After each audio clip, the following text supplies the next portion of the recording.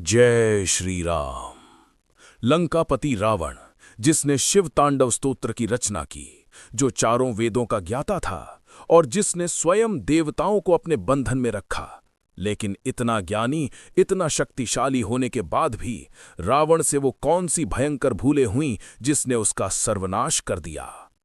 हम अक्सर रावण के अहंकार और सीता हरण की बात करते हैं, पर क्या आप जानते हैं कि रावण के पास एक ऐसे गुरु थे जिसने उसे सफलता के हर रहस्य बताए थे। रावण ने उन गुरु का सम्मान तो किया, पर उनकी 3 सबसे महत्वपूर्ण सलाहें ठुकरा दीं।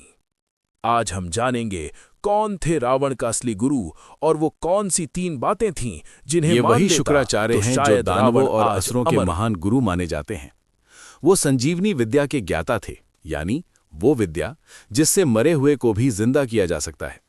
सोचिए, रावण के पास मृत्यु पर विजय पाने वाले गुरु थे। रावण ने उनसे न केवल ज्ञान और युद्ध की नीतियां सीखीं, बल्कि शुक्राचार्य ने ही उसे देवताओं और शक्तियों से लड़ने की कला भी सिखाई थी। लेकिन शुक्राचार्य सिर्फ ताकतवर बनने की शिक्षा नहीं देते थे, वो धर्म और नीति का भी पाठ पढ़ाते थे। यहीं पर रावण ने सबसे बड़ी भूल की। ज्ञान तो लिया, पर गुरु की दी हुई सबसे जरूरी जीवन शिक्षा को नजरअंदाज कर दिया। शुक्राचार्य जानते थे कि रावण की शक्ति उसका सबसे बड़ा दुश्मन बन सकती है। उन्होंने रावण को जीवन की नींव मानी जाने वाली 3 सलाहें। शुक्राचार्य ने रावण से कहा था कि तुम्हारा ज्ञान और तुम्हारी शक्ति तुम्हारे 2 सबसे बड़े वरदान हैं, पर जब ये अहंकार से मिलते हैं तो ये तुम्हारे विनाश का कारण बनेंगे। राजा वही है जो अपनी प्रजा और अपने गुरु के सामने भी झुकने का साहस रखे।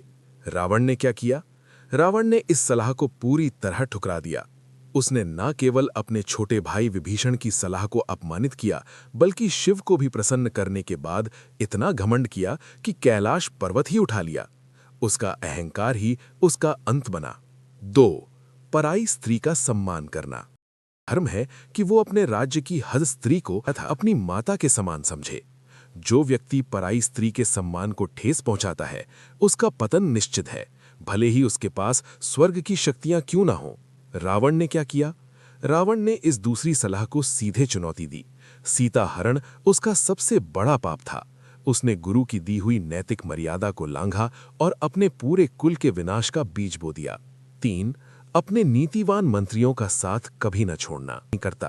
तुम्हारे सबसे वफादार और नीतिवान मंत्री तुम्हारी रीढ़ की हड्डी होते हैं। अगर वे तुम्हें कड़वी सच्चाई भी बताएं तो उन्हें दंड देने के बजाय उनकी बात सुनो। राज्य तभी महान बनता है जब उसके नीतिकार निर्भीक हों। रावण ने क्या किया? रावण ने विभीषण जैसे नीतिवान भाई की एक नहीं सुनी। विभीषण ने उसे बार बार समझाया कि श्रीराम से बैर मोल ना ले और सीता को लौटा दे, लेकिन रावण ने उसे राज्य से निकाल दिया। विभीषण का जाना ही लंका की हार की शुरुआत थी।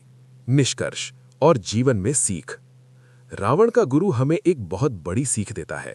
रावण के पास ज्ञान था, शक्ति थी और यहां तक कि उसे बचाने वाला गुरु भी था, लेकिन उसके अहंकार और अनैतिक निर्णयों ने उसे ले डुबा। दोस्तों, हम सब अपनी जिंदगी में बहुत कुछ हासिल करते हैं, पर याद रखिए, ज्ञान से ज्यादा जरूरी है विनम्रता, शक्ति से ज्यादा जरूरी है चरित्र।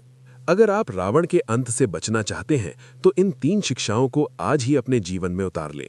अपने गुरुजनों और नीतिवान सलाहकारों का सम्मान करें। अहंकार को कभी अपने फैसलों पर हावी ना होने दें। आपको रावण की कहानी से सबसे बड़ी सीख क्या मिली? हमें कमेंट करके जरूर बताएं। अगर आप ऐसी और पौराणिक कथाएं और उनसे जुड़ी शिक्षाएं जानना चाहते हैं तो चैनल को सब्सक्राइब करें और इस वीडियो को अपने दोस्तों के साथ शेयर करें। जय श्री राम।